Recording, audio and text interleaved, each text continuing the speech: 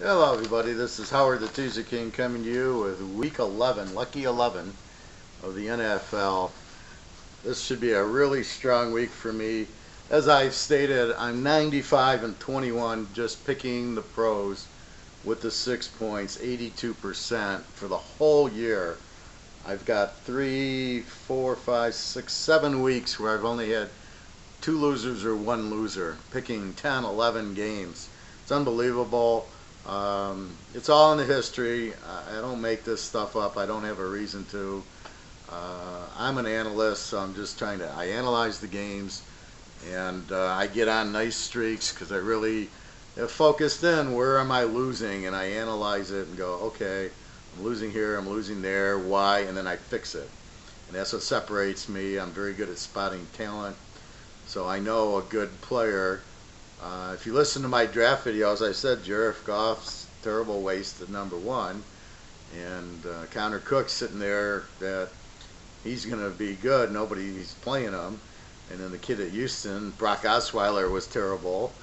And so I'm right pretty much. So I know how to spot talent, and therefore, when we're betting and I'm picking the games, the key is the talent. You bet the talent. You bet against the weak talent. Plus all my statistics help me find the weaker teams and the stronger teams. So this week I'll have 3 teams locked, possibly 4 in the pros. Like I said, in my college, I have 4 college locks going, so I'll have 7 locks in total. I highly recommend at least buying the locks to get you can play a 17 teaser for $50, probably winning about 350, 400, which would pay for the locks. Plus, you're going to play the locks in a bunch of 2-team teasers, and you can play the team in multiple teasers. So you see, when I put a lock out there and there's 2 teams, they're both locked. So you can play Team A in another teaser with somebody else, and Team B in another teaser. Plus, you play them together in the lock for more money. So it's a real good way to bet teasers, stagger your amounts, and put the really good teams in multiple teasers. And it helps that you hit that and you win 2 teasers with them. And that's the object because you got the 6-point advantage. So anyway, let's get to a few games for everybody. Let's see. First game, Cincinnati laying 3 or 4 to Buffalo, depending on what you have. Maybe let's call it 3.5 just to be fun. Over under 47. When you break it down, okay, there's no points. Who's going to win the game? Buffalo, Cincinnati. No idea. You can't say Cincinnati's going to win it. And I honestly think Buffalo is probably the better team here. And you got Buffalo getting points. Now we add that. So let me give you the trend on Buffalo. Buffalo as a road dog since 2015 and 2016 is 8-0, and we go back to 2014, they're 14-1 as a road dog. If I go back to 2013, it ends. So 2014 is where the streak, and they're a good solid road dog. 14-1, 93% as a road dog. Bet against them as a road dog is 8-7. Beauty of the teaser trends, right? I can spot Buffalo. I mean, how many people know Buffalo's 14-1 as a road dog in a teaser? Probably me and now you, and that's probably it. And that's why I'm the teaser king. Cincinnati is a home favorite in 2014 to last week's only 11-6 both ways, 65%. So that means if you bet them, they're 11-6. If you bet against them, they're 11-6. Let's go back to 15. Really no trend there. Since he's 8-3 as a home favorite, 7-4 against. And this year, I know they're not. They're 2-1. Cincy this year is a bet against 7-1 in all the games. So in every game they played, and you add them up, they're 7-1. And that's not right. I got the wrong file open. Hold on a minute. I got last week's file. Okay, let's go back. Well, Buffalo's still 14-1, but Cincy If you bet against Cincy, you're 8-1. I apologize for that error. I have two files, and I opened the past one up. So again, Cincy is 8-1 betting against them. They're 8-3 if you bet them in a teaser, 7-4 against. So they're not really any meaningful trends with them. But we do have Buffalo at 14-1, 8-0 since that. This year they're 3-0 as a road dog. Buffalo's 7-2 in a teaser overall, but they're very strong. They're 5-0 on the road, and as I said, 14-1 as a road dog. So with that said, who do you want to pick? So you gotta love Buffalo. This is what I call betting against a weak favorite with a strong dog. Cincinnati, to me, is a weak favorite. They're laying 3. They don't really dominate at home. They're lucky to win half the games. And, they're just not that strong a team. They're not that strong of an offense. Buffalo, on the other hand, is a very good offense.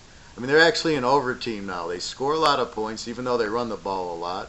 They have a pretty good defense, but they got a lot of injuries. But lately, they've been playing well. And they're obviously a very good road dog. So I got a live dog here against a weak favorite, and that's bingo. That's what I look for. Buffalo in 9. They could probably win the game. They're a very strong road dog. Now, why do I bring that up? Well, because teams have personalities. And what that means is Buffalo comfortable being a road dog? Or are they a bet against road dog? Some teams are not comfortable being a road dog. And some teams are they get angry. They're like, we'll show you. Every NFL player knows the spread of the game. So don't fool yourself into not thinking that. So Buffalo knows they're road dogs, and they get mad at it. And obviously they're 14-1 the last 15 times. They've been the road dog because they have enough talent, and they get pissed, and then they go ahead and they obviously are covering very strongly as a road dog. Cincinnati is not that strong of a home favorite. Certain teams are very weak home favorites. They don't like to be favorites, but they like to be dogs, and vice versa. This is what I do, is I know the personality of every team from here to 1995. I don't go back that far because it's pointless to use the 1990 data, but I go back to about 2008 in my analysis. But it's mostly I'm looking at 2016, 2015 and 16, 2014 and 16, maybe 2013 and 16 if I'm really looking for a team that's not usually in their role. Maybe you look back a few years. So that's what I'm looking for, and I'm seeing Buffalo +9, and I just love that game.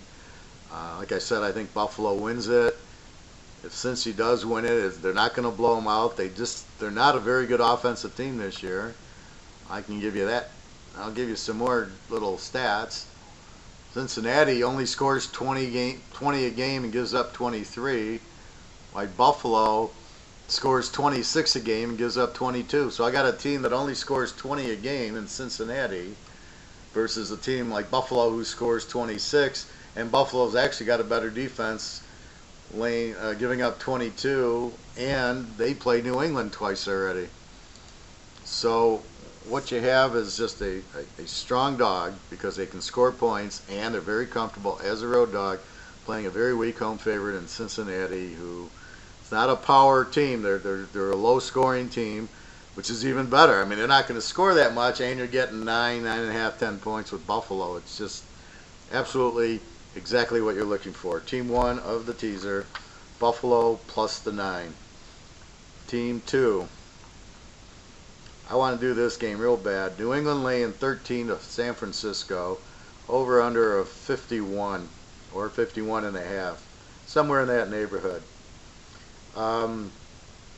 New England's a very good road favorite, and overall they're good. Frisco is a weak home dog. Let me give you the trend on that. New England. Well, this year New England's 3-0 as a road favorite. It means when they go on the road and they're favored, they win. They're not scared. They love to win. And Frisco's a home dog. Right now they're 3-1 against. But let's get better stats. Let's go back to 2015. New England's they're 8-3 as a road favorite, but they're 21-6 overall, so they're 78% if you just bet them in a teaser, partly because they lay a lot of big numbers in their spreads. San Francisco 8-4 as a home dog.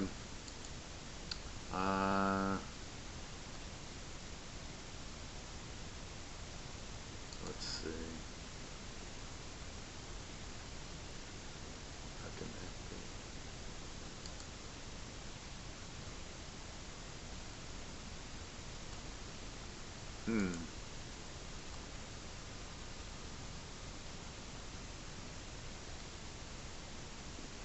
Something weird happened to my spreadsheet.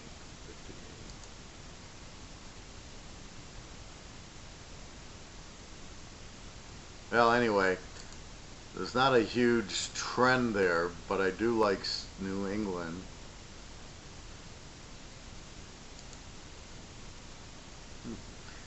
Keep showing me San Francisco 8-4 as a home dog both ways, which is strange that the number didn't change for 3 years. Anyway, New England, good road favorite, 12-6, 14-8. Those must have been the Harbaugh years. Frisco must not have been a home dog too often. Anyway, New England after a loss, obviously pissed off. Okay. They're obviously pissed off. Let's look at the stats. New England scores 26 a game, and it's higher with Brady, and they only give up 18 against San Francisco. And San Francisco scores 20 a game, but gives up 31. They're the worst defense in the league point-wise. And so they score 20, give up 31 versus a team that scores 26, but that includes a shutout when they didn't have a quarterback against Buffalo. So the first 4 games before Brady. And to show you how good Brady is, what did they score? What did they get, 30 against Seattle last week? Something like that? Oh, what was that score? Hold on one second. Yeah, it was 31-24, and they had the ball at the goal line. So basically, they're putting up 30 on Seattle. But really what I like about the game is I like that Tom Brady's going home. He's from San Francisco. He was a huge 49er fan. I've seen where he was at the game, the catch. And I know he was a high school star in the Bay Area. And I think this is the first, maybe he's been there one other time, but he hasn't gone home often to San Francisco. So he's going to be fired up. They're off of a loss, and they're going to be really angry, and they're going against a weak defense. And they have a very weak defense at San Francisco. So they should be able to put up at least 40 points in this game. Frisco is an over team because they give up a lot, but they tend to score some points. So I look at Frisco probably getting a 20, and I don't know how because their offense is so bad. I mean, Kaepernick's running with the ball. I don't think he's 50%. He's a terrible quarterback, but somehow they score. Like last week, they scored late to tie Arizona. How bad's Arizona to only scored 23 on Frisco? But I look at it like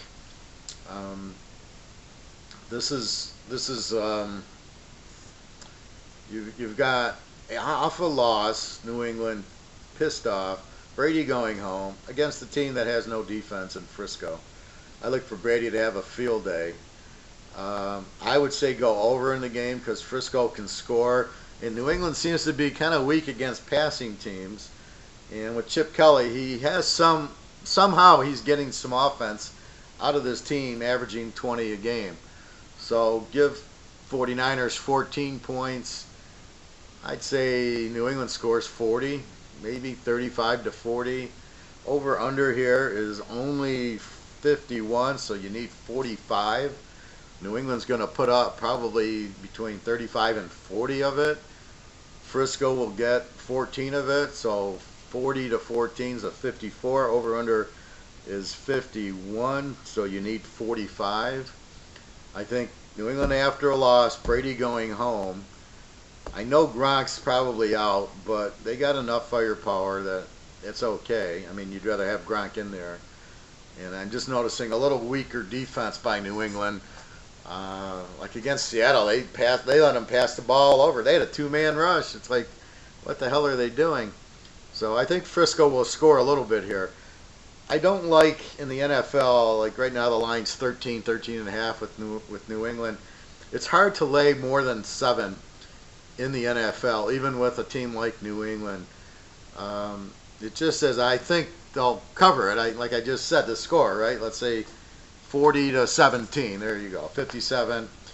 Obviously, they cover the 7. You can probably play it that way also, and/or I just think the over with Frisco, for them to put up 20 on Arizona, they'll put up 20 here, roughly. And you got New England with Brady wanting to put on a big day, especially after a loss against a really weak 49er team. And that's really what you look for. You look for the cream, the New Englands, after a loss, and they get an easy team, and they're going to blow them away. I've had one customer, and he really likes one of my method, which is betting a team after a loss. And I went to him and I said, but you got to be careful with that. They've got to be able to beat the team after the second team. So, like Pitt had lost to Baltimore, and you say, oh, I'm going to bet Pitt after a loss, but they were playing Dallas.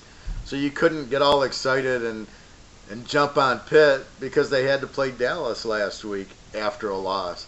So it's got to be careful. When a team loses, they've got to have a weaker team to play. And with San Francisco being the weakest team in the league, New England, yeah, it's on the road, which I would normally be a little worried about, but because it's on the road and it's at San Francisco, which is Tom Brady's home, look for a big day from Tom Brady. And I mean, you always look for a big day from him, but I'm looking at 5 touchdowns easy. And Frisco has no defense to really stop him. He'll be rolling even without Gronk. They'll run Blunt. See, Blunt's great because when they get into the red zone, they can run Blunt for the touchdown. And that's why you need running in this league. You can't just be passing. Anyway, there you go. Buffalo plus 10, absolutely gold. New England off of a loss at home for Tom Brady against the weakest defense in the league. Expect a lot of points in the game. And you can also take New England minus the 7, 7.5, but I always am leery in the pros laying more than the 10, more than 4, and I start sweating because the teams will be up, and then here comes the other team coming back because they're all professionals. As bad as Kaepernick is, he's still a pro. He came back against Arizona last weekend, so you hate to be backdoored and they score 60 points, and here comes Frisco with a late touchdown and they lose by 7 and you're laying 7.5. But for sure they're going to go over in the game. And I've been doing quite well in my over-unders. Some people aren't used to it. They're used to playing the game, but like Green Bay and Indy are perfect examples of over teams because they really have a good quarterback, so they're going to score a lot, and they really don't have a defense. So it ends up where these teams score a lot, give up a lot, and they're all overs. And again, like I say, in college, you get games that are 70-point over-unders, and in pros, you don't. In the pros, the over-under, I think the biggest over-under this week, I see a 52, and that's it. I see 152, and that's Tennessee and Indy. Otherwise, they're all pretty much 47-50. So all you got to do is find good quarterbacks who has a pretty weak defense, and it's overtime, unless if they're playing like a Minnesota, who's a great under team, or the Rams, then you don't play it. You got to have over against over or under against under. That's where the locks come from. That's where the over-unders come from, because it's really hard to play the game, but you can see it's going to be a low-scoring game or a high-scoring game. Like Green Bay, Green Bay, Tennessee over last week. The game was over at halftime. It was unbelievable. I think there was one the week before. San Diego, Tennessee was over at halftime. I mean, you got to love these games. The over-under I mean, when you think about it, the over-under, let's say it's 50, you go to 44, it's 24-20. You got a Phillip Rivers, you got a Breeze, you got Rodgers. They're going to put up 3-4 touchdowns easy, and their defense is going to give up at least 3 touchdowns. So you're looking at 28-21s practically every time these guys play. So it's not really, that hard to pick an over-under. I'll give you the top 3 teams, points-wise, is Atlanta at 32, San Diego at 29, or New Orleans at 29, and San Diego at 29. And when you look at their defense, Atlanta gives up 28, New Orleans 29, and San Diego 27. I mean, it's like they're going to score a lot and they're going to give up a lot. So it gets a little harder, like with a team like Denver who scores 23 and gives up 18. Then it becomes, what do we do with it? So you try to look for the over teams and the under teams. That's another thing Teaser King does is I read the stats, I analyze the stats, and I understand the stats. And I understand what stats are proper and what stats don't mean anything, like time of possession. You run a couple of pick sixes back, who wins the time of possession, but who wins the game? So it's really meaningless. Anyway, there's your picks. Buffalo plus 10. Tom Brady back in San Francisco going over 46, 45, somewhere in that neighborhood. They'll score 40 on their own, roughly, 37-40.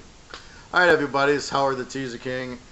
Again, I am 95-21, 82% for every pro pick this year, and for 10 weeks. And I've lowered my season, so now, if you want to buy the rest of the pro season, I've reduced it because half the year is gone.